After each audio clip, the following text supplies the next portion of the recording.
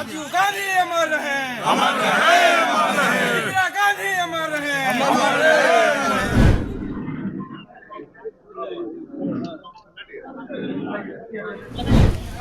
इंदिरा गांधी अमर रहे, अमर रहे। अध्यक्ष राजेश कुमार आज प्रदेश कार्यालय पहुंचे, पहली बार प्रदेश अध्यक्ष बनने के बाद, और आज पदभार ग्रहण किए। तमाम तस्वीर आप स्क्रीन पर देख रहे होंगे कि किस तरीके से राजेश राम पार्टी कार्यालय पहुंचते हैं, सदाकत आश्रम पहुंचते हैं। यहाँ उनका भव्य तरीके से स्वागत किया जाता है और राजेश कुमार जो है उनके साथ तमाम जो कार्यकर्ता है वो साथ में थे और उनका यहाँ पे भव्य तरीके से स्वागत किया गया। और उसके बाद फिर राजेश राम ने मीडिया से बातचीत किया। इस दौरान उन्होंने साफ तौर पर कहा कि किस तरीके से कांग्रेस मजबूती के साथ चुनाव लड़ेगी, दिल्ली आलाकमान की तरफ से क्या गुरु मंत्र दिया गया है वो भी उन्होंने साझा किया। क्या कुछ कहते नजर आ रहे हैं राजेश कुमार, पूरी हम बयान सुनाते हैं आपको। मैं इस सदाकत आश्रम की ऐतिहासिक धरती, हमारे पुरखों के आज़ादी के दीवाने के, देश में आज़ादी दिलाने वाले हमारे स्वतंत्रता सेनानियों के इस धरती पर हम अपने पुरखों के नमन करते हुए महात्मा गांधी, डॉक्टर राजेंद्र बाबू और हमारे जितने भी विरासत रही है कांग्रेस के नेता नेहरू जी, मैं उनके नमन करते हुए सबसे पहले मैं आप सभी को धन्यवाद देता हूं कि आप लोग शॉर्ट नोटिस में यहाँ आए और मेरे जो हाई कमान के निर्देशों को सुनने के लिए यहाँ आए हैं। तो सर्वप्रथम मैं अपने आप ही सबके चैनल के माध्यम से अपने नेता न्याय योद्धा श्री राहुल गांधी जी एवं हमारे राष्ट्रीय अध्यक्ष मल्लिकार्जुन खड़गे जी और हमारे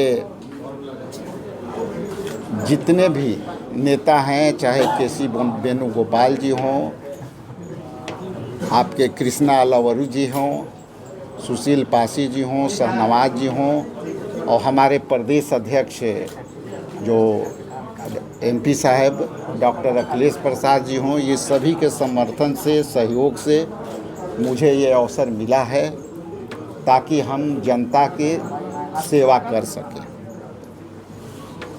हम उस चुनौतियों में यहाँ मुझे दायित्व मिला है, उस दायित्व में मुझे दो बात कहनी है आपके लोगों से कि हमारी जो विरासत है वो विरासत में हम लोकतांत्रिक पार्टी हैं और हम राजनीतिक पार्टी हैं। उसके राजनीतिक पार्टी को जिस तरह से जनहित से जोड़ने की मामला है, उनको कैसे जोड़ें। पहला दायित्व तो मेरा ये है कि कम समय में मुझे लक्ष्य को भेदना है, और वो लक्ष्य ये है कि जो हमारा ऑर्गेनाइजेशन है, चूँकि विगत 2015 से और अब 2020 के चुनावों में के आंकड़ा आप देखेंगे तो हमारी पार्टी ने अपनी वोट प्रतिशत बिहार में बढ़ाई है, और वो वोट प्रतिशत बढ़ने के तत्पश्चात अब हमारी जिम्मेवारी है कि हम 24% को वोट प्रतिशत को कहाँ ले जाएं। तो मेरा कहने का मतलब ये है कि हमारे जितने भी नेता हैं, चाहे वो वरीय नेता हों, चाहे हमारे वरीय कार्यकर्ता हों, चाहे हमारे जितना भी पूरे बिहार के प्रखंड अध्यक्ष, जिला अध्यक्ष, उनके सहयोग से हम जनहित के मुद्दे लेकर के चलेंगे। और वो जनहित के मुद्दे ये हैं कि वर्तमान में रोजगार की बात नहीं हो रही है, वर्तमान में गरीबों के आवास की समस्या का समाधान नहीं हो रही है, दलित, पिछड़ा, अति पिछड़ा और ख़ास करके स्वर्ण में जाति में जो गरीब जातियां हैं, गरीब लोग हैं, उनकी काम नहीं हो रही है।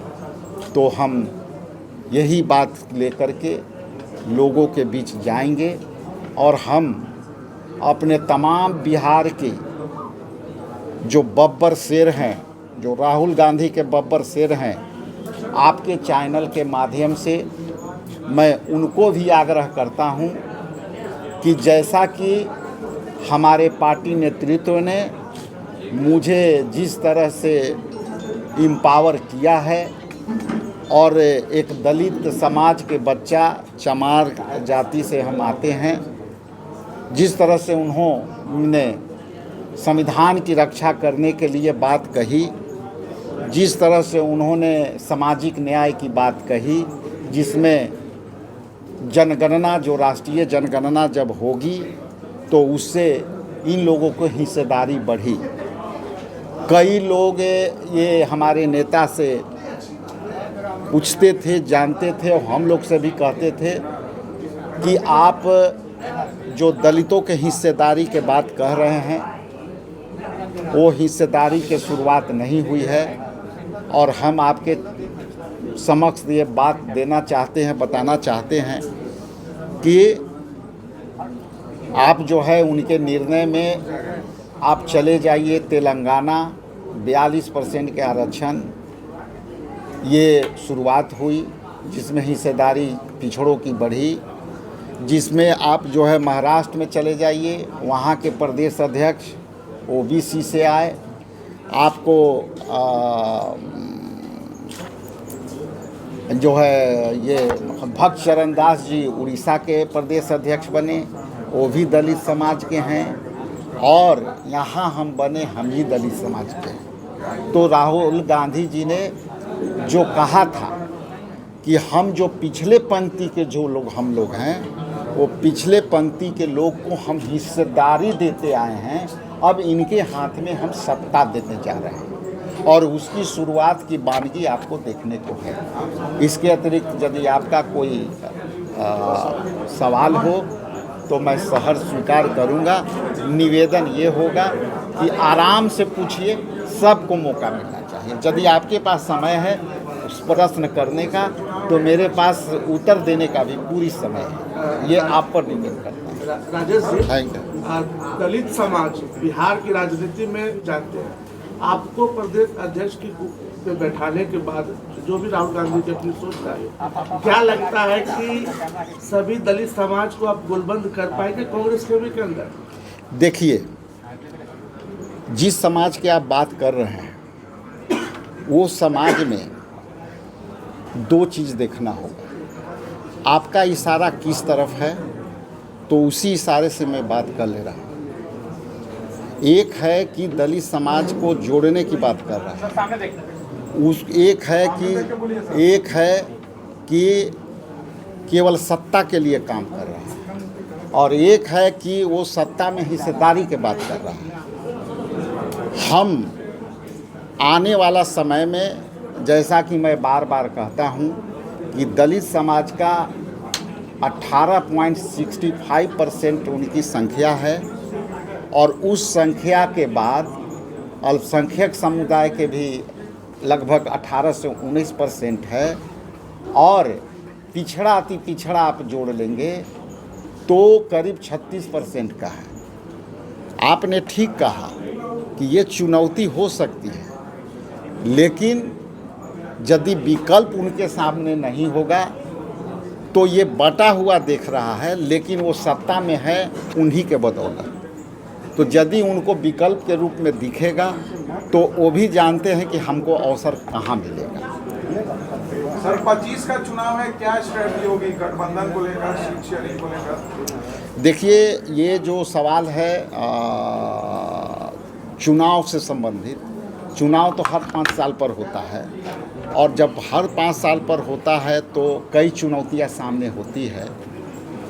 और जो आप जो सवाल कर रहे हैं, उसका सवाल का उत्तर ये है कि अभी ये जो सवाल है प्री मैच्योर्ड है, अभी चुनाव कल परसों नहीं है कि इसको जवाब हम लोग देना उचित समझे। आने वाला समय में जब इस तरह की बातें आएगी तो आपको भी बताई जाएगी, और जो भी निर्णय होता है हमारे के यहाँ, चूँकि अखिल भारतीय कांग्रेस कमेटी आंतरिक लोकतंत्र है और किसी भी तरह का फैसले CWC लेता है, तो जो फैसले उनके आएंगे उस समय वो आपको पद बताया जाएगा। कांग्रेस कितनी सीटों पर लड़ेगी कांग्रेस? हमारा विषय अभी वो नहीं है कि हम कहाँ और कितना पर जाएं। हमारा अभी विषय है कि कम समय में हमको कैसे अपने जो है जनहित को मुद्दों के लेकर के जो है जनता में जाएं, जनहित के मुद्दे को लेकर के अपने वर्करों से जोड़ें, तो ये हमारे पास चुनौती है। एक क्वेश्चन और राजेश जी, आप दिल्ली में पूर्व प्रदेश अध्यक्ष से मिलने के उनके आवास पे भी आप भी कह रहे हैं कि सभी सब कुछ ठीक ठाक है, अभी मुलाकातें भी हो रही है। ऐसा क्यों लग रहा है कि आपको दो मोर्चे पे लड़नी पड़ेगी? एक तो जो प्रदेश ने केंद्र ने जो जिम्मेदारी दी है उसको लेकर के, और संगठन के अंदर है, क्योंकि पूर्व प्रदेश अध्यक्ष के पुत्र ने खुद ट्वीट किया कि जब नाश मनुष्य पे छाता है पहले विवेक मर जाता है। इस तरह कोटेशन आया उनके अकाउंट पे, इसको क्या समझा जाए? क्या कांग्रेस में आपको अंदरूनी लड़ाई भी लड़नी पड़ेगी?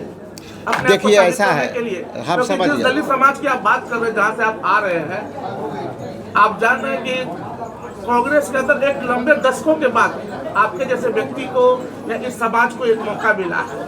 क्या लगता है कैसे स्थापित कर पाएंगे? देखिए ये जो है, हम तो पहली बार तो हम वो देखे नहीं हैं, लेकिन आपकी बातों को मैं मानते हुए ये बताऊंगा कि बहुत सी जो शेर शायरी है ना, वो हर जगह लागू नहीं होती है। और जैसा कि अभी देखिए कि संत शिरोमणि रविदास जी की एक युक्ति है कि ऐसा चाहूँ राज में, ऐसा चाहूँ राज में, मिले सबन को अन्न, बड़ छोट सब संग बैठे, रैदास रहे प्रसन्न।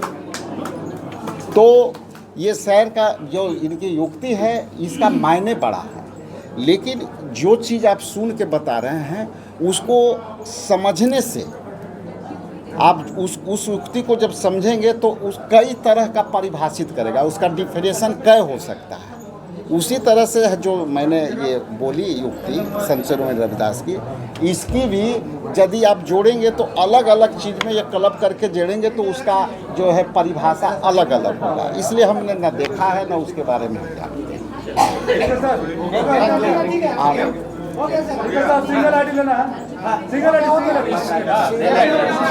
तो आपने सीधे तौर पर राजेश कुमार के पूरे बयान को सुना। जिस तरीके से 2025 बिहार विधानसभा चुनाव होना है, ऐसे में तमाम पार्टी तैयारी कर रहे हैं, तो ऐसे में राजेश राम ने साफ तौर पर कह दिया कि हम लोग मजबूती के साथ चुनाव लड़ेंगे, महागठबंधन इम्पैक्ट है, हम लोग 2025 में महागठबंधन की सरकार बनाएंगे। क्या कुछ कहते नजर आ रहे थे, तमाम बातें आपने इस वीडियो में सुना। फिलहाल इस खबर में इतना ही। आगे की अपडेट के लिए बने रहिए फर्स्ट बिहार झारखंड पर। मैं संदीप पटना। गोल, जहां 27 वर्षों के सफर में 17,000 से भी अधिक छात्रों ने डॉक्टर एवं इंजीनियर बनकर भरे सफलता की ऊंची उड़ान, जहां साधारण छात्र भी झारखंड टॉपर्स बनकर बना रहे इतिहास। दूरदर्शी शिक्षाविद श्री विपिन सिंह के मार्गदर्शन में मेडिकल एवं इंजीनियरिंग के लाखों छात्रों के लिए आशा की किरण के रूप में गोल, नेशंस लीडिंग इंस्टीट्यूट।